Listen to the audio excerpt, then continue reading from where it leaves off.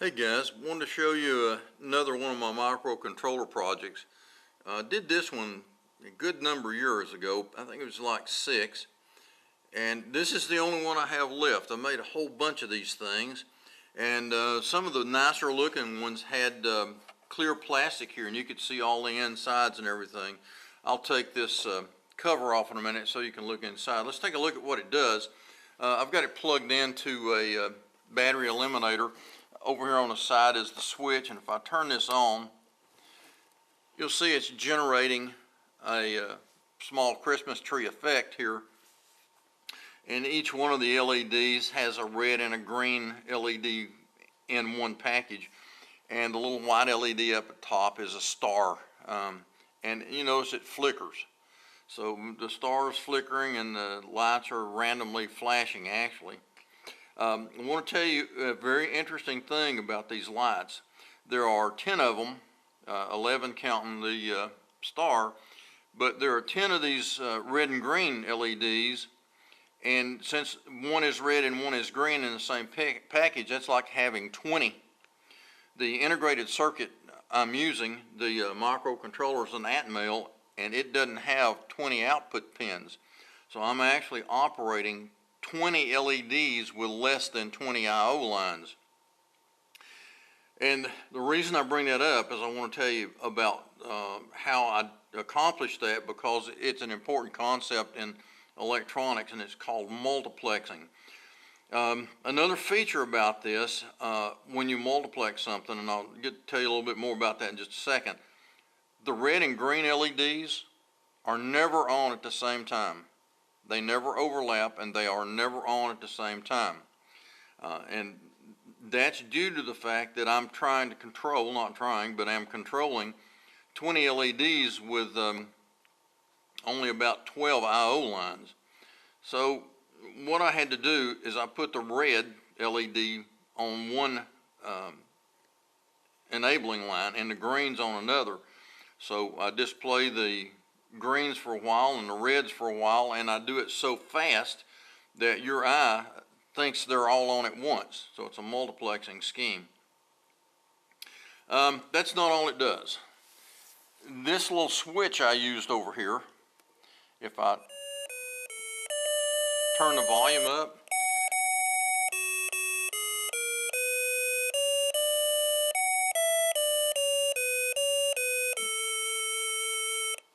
now, another thing I want you to notice here, as you listen to this, listen for the sustained notes.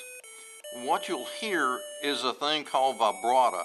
You hear singers do that, and it's kind of it's a frequency variation, but it sounds kind of like a warble, like when a singer does it. It gives it some richness, and I programmed that into these notes.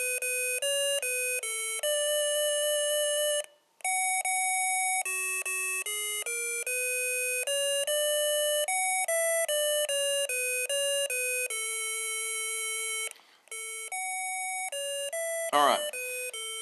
Now, in addition to flashing the lights and playing the music,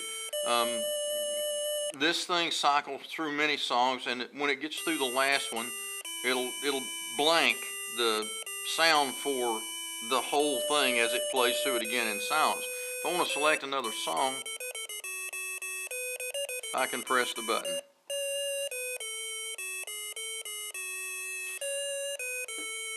Now, this was done with a microcontroller. The microcontroller doesn't provide notes or anything of the sort. It all has to be programmed by frequency.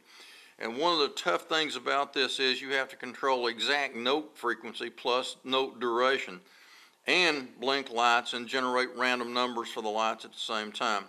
When I programmed this chip, I wrote the program in assembly language, which is a very primitive form of programming. But it maximized the available memory on the chip. There's about 10 songs that this thing cycles through, and it takes a lot of memory to store all that stuff. So let me take the top off, and I'll show you what's in it.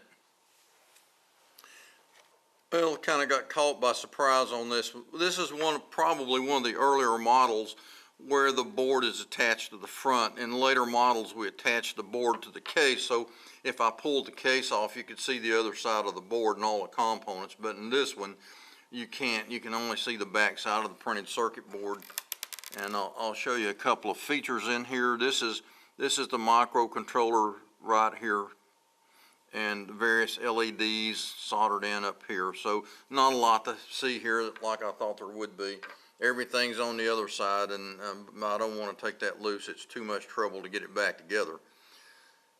So anyway, that's my singing Christmas tree of years ago, and I think we made about, a buddy of mine who's a technician, we made about 20 of these things, I think, and gave just about all of them away as gifts. So this is the only one I have left.